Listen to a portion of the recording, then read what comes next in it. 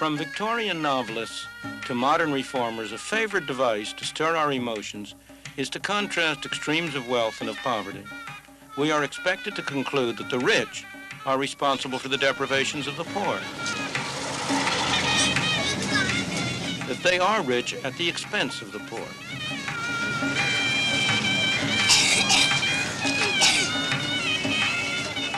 Whether it is in the slums of New Delhi or in the affluence of Las Vegas, it simply isn't fair that there should be any losers. Life is unfair. There's nothing fair about one man being born blind and another man being born with sight. There's nothing fair about one man being born of a wealthy parent and one of an impecunious parent. There's nothing fair about Muhammad Ali having been born with a skill that enables him to make millions of dollars one night. There's nothing fair about Marlene Dietrich having great legs that we all want to watch. There's nothing fair about any of that. But on the other hand, don't you think a lot of people who like to look at Marlene Dietrich's legs benefited from nature's unfairness in producing a Marlene Dietrich? What kind of a world would it be if everybody was an absolute identical duplicate of anybody else? You might as well destroy the whole world and just keep one specimen left for a museum.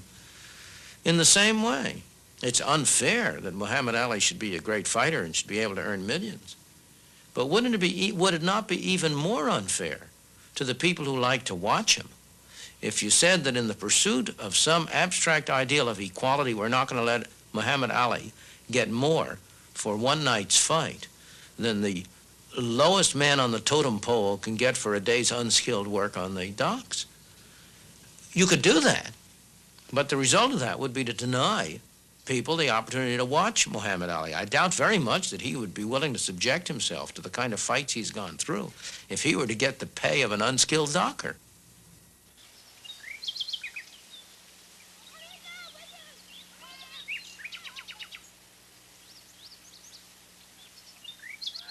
This beautiful estate, its manicured lawns, its trees, its shrubs, was built by men and women who were taken by force in Africa and sold as slaves in America. These kitchen gardens were planted and tended by them to furnish food for themselves and their master, Thomas Jefferson, the Squire of Monticello.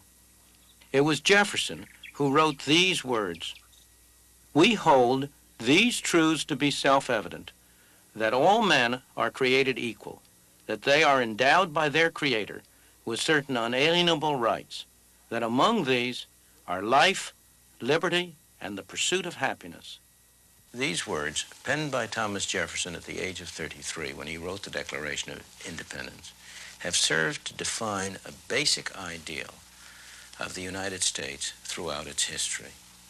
Much of our history has revolved about the definition and redefinition of the concept of equality, about the attempt to translate it into practice. What did Thomas Jefferson mean by the words, "all men are created equal"? He surely did not mean that they were equal and or identical in what they could do or in what they believed. After all, he was himself a most remarkable person. At the age of 26, he designed this beautiful house at Monticello, supervised its construction, and indeed is said to have worked on it with his own hands. He was an inventor, a scholar, an author, a statesman, governor of Virginia, president of the United States, minister to France. He helped shape and create the United States. What he meant by the words equal can be seen in the phrase endowed by their Creator. To Thomas Jefferson,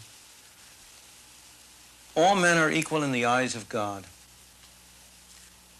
They all must be treated as individuals who have each separately a right to life, liberty, and the pursuit of happiness. Of course, practice did not conform to the ideals in Jefferson's life or in ours as a nation. He agonized repeatedly during his lifetime about the conflict between the institution of slavery than the fine words of the Declaration. Yet, during his whole life, he was a slave owner.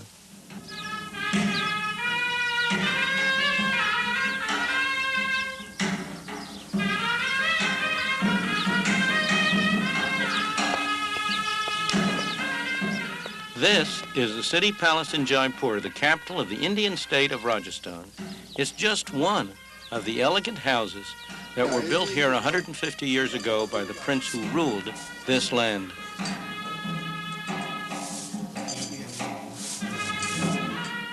There are no more princes, no more Maharajas in India today. All titles were swept away by the government of India in its quest for equality. But as you can see, there are still some people here who live a very privileged life.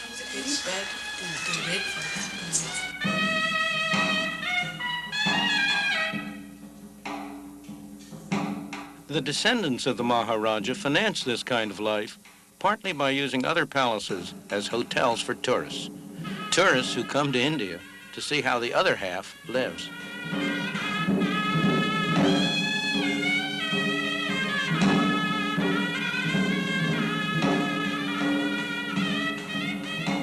This side of India, the exotic, glamorous side, is still very real.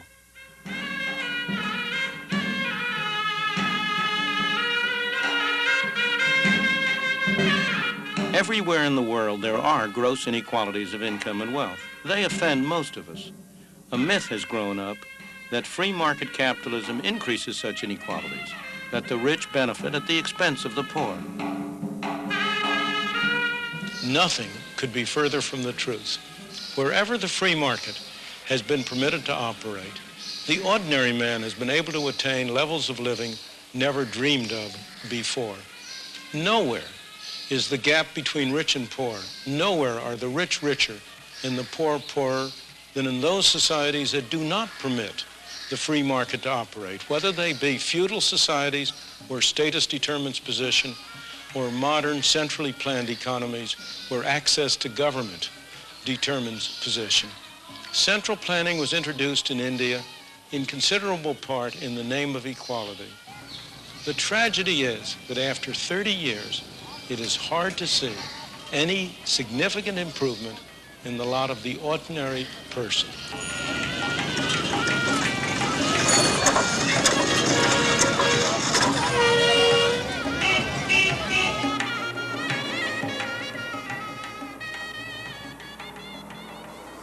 Ever since the end of World War II, British domestic policy has been dominated by the search for greater equality. Measure after measure has been adopted, designed to take from the rich and give to the poor. Unfortunately, the results have been very different from those that were intended by the high-minded people who were quite properly offended by the class structure that dominated Britain for centuries. There have been vast redistributions of wealth, but it is very hard to say that the end result has been a more equitable distribution. Instead, new classes of privilege have been created to replace or supplement the old. The bureaucracy, secure in their jobs, protected against inflation both when they work and after they retire. The trade unions, who profess to represent the most downtrodden workers, but who in fact consist of the highest paid laborers in the land, the aristocrats of the labor movement. And the new millionaires, the people who have been cleverest, most ingenious at finding ways around the rules, the regulations, the laws that have emanated from over there, who have found ways to avoid paying tax on the income they have acquired, to get their wealth and their money overseas beyond the hands of the tax collector. A vast reshuffling, yes. A greater equity, hardly.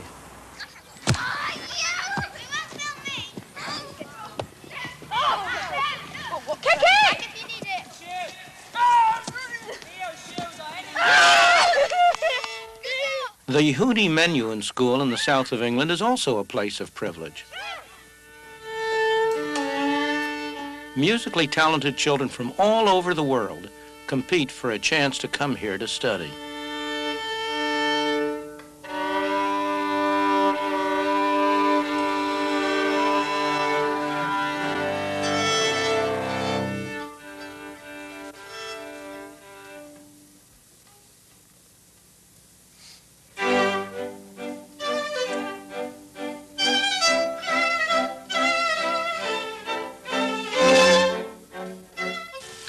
Much of the moral fervor behind the drive for equality comes from the widespread belief that it is not fair that some children should have a great advantage over others simply because they happen to have wealthy parents.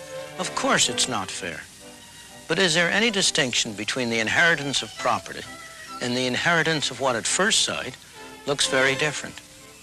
These youngsters have inherited wealth, not in the form of bonds or stocks, but in the form of talent. That 15-year-old is an accomplished cellist. His father is a distinguished violinist.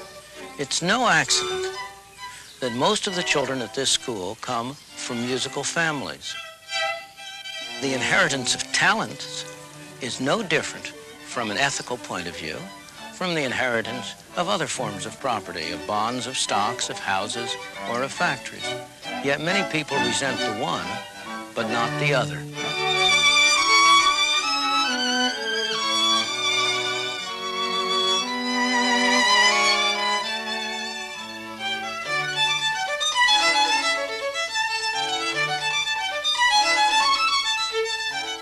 Or look at the same issues from the point of view of the parent.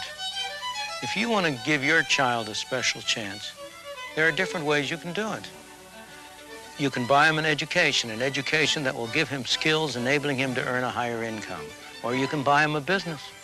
Or you can leave him property, the income from which will enable him to live better. Is there any ethical difference between these three ways of using your property? Or again, if the state leaves you any money to spend over and above taxes, should you be permitted to spend it on riotous living, but not permitted to leave it to your children? The ethical issues involved are subtle and complex. They are not to be resolved by resort to such simplistic formulas as fair shares for all. Indeed, if you took that seriously, it's the youngsters with less musical skill, not those with more, who should be sent to this school in order to compensate for their inherited disadvantage.